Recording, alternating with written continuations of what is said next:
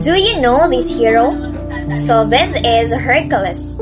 Hercules is the son of Zeus, right? Was born a demigod with incredible strength. Do you know that Hercules had multiple wives?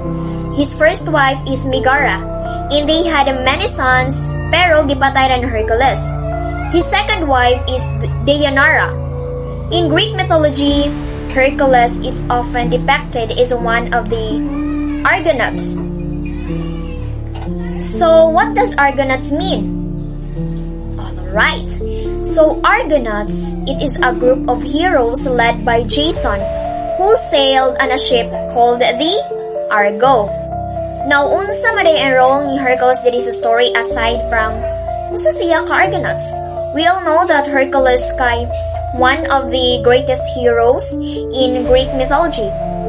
His reputation as a hero was renowned for his incredible strength and bravery, making him a natural choice to join Jason's quest.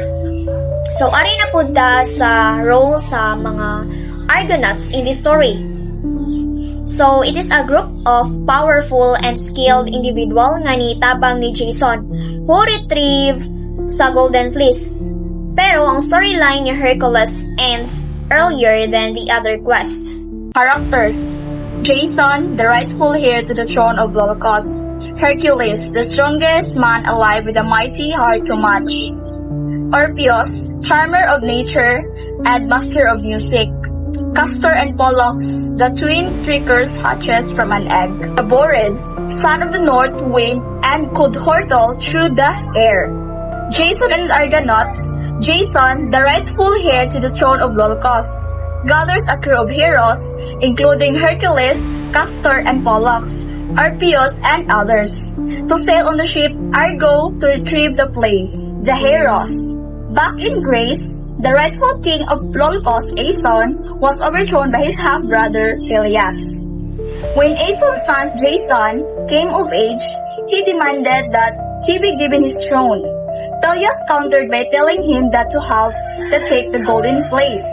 Jason accepted and set about enlisting the greatest heroes of Greece to help him. The list varies in the telling, but generally, Heracles, aka Hercules, Orpheus, Castor, and Polydeuces or Pollux, the winged son of the north wind, Zetes and Callias, Peleus, father of Achilles, and Philoctetes, are named as Argonians. Members of the Argonaut crew, bound for Colchis, somewhere in the modern Georgia, they were named the Argonauts after the name of their ship, the Argo.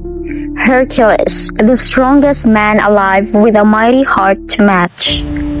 Orpheus, charmer of nature and master of music. Castor and Pollux, the twin tricksters hatched from an egg. The Boreads, son of the north wind who could hurtle through the air. For untold times, these heroes roamed ancient Greece, creating new legends wherever they went. But none of their adventures was so great as when they joined forces for the sake of a young man named Jason. Years before, Jason's uncle, Peleus, had ruthlessly usurped the throne of Thessaly from Jason's grandfather.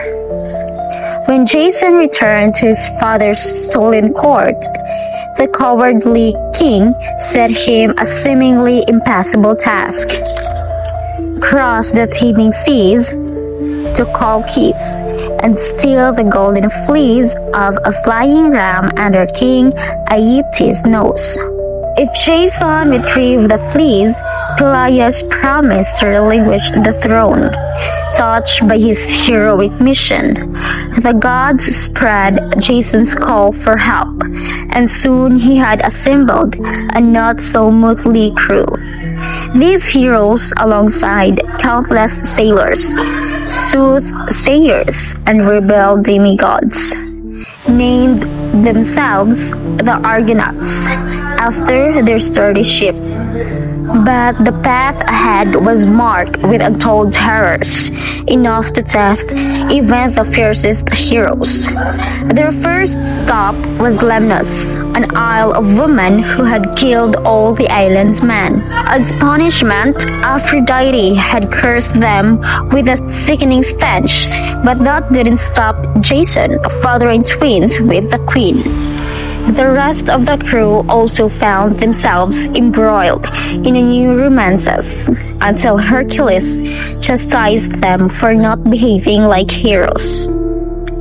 Eventually, they sailed on to the Mount of Bears, an island where a group of ancient, six-armed monsters live alongside the peaceful Doliones.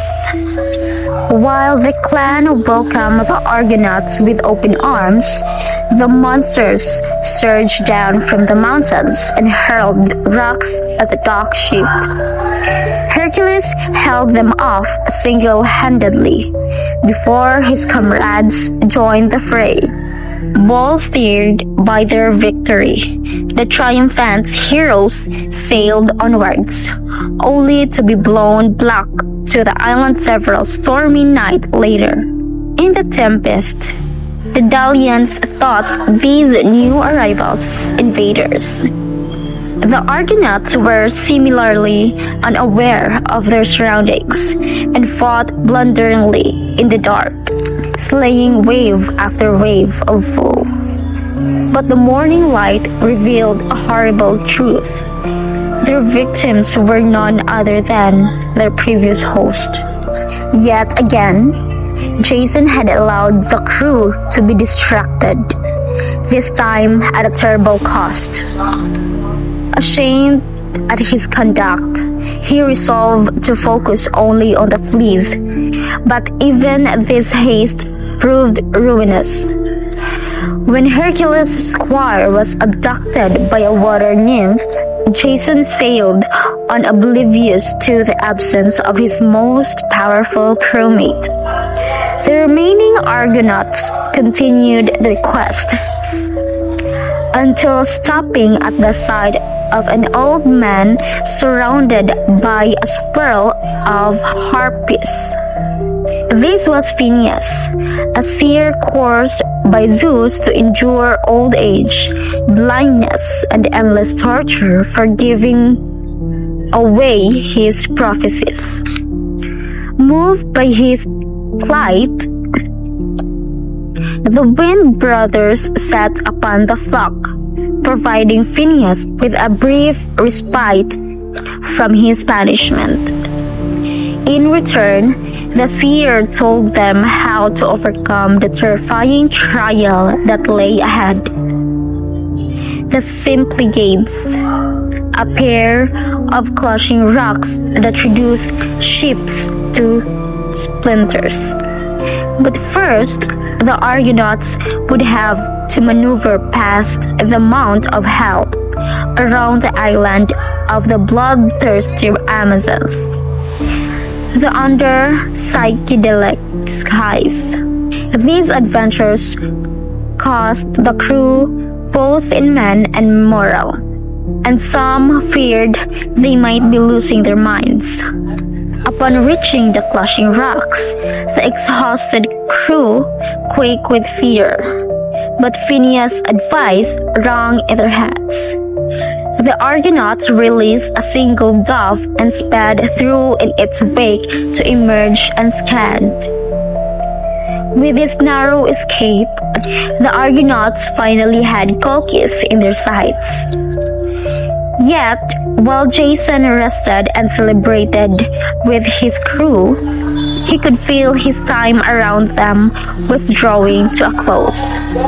As the Fleece gleamed in his wind, he knew he would have to retrieve it alone, but he could not guess that this final task would have the most horrible price of all.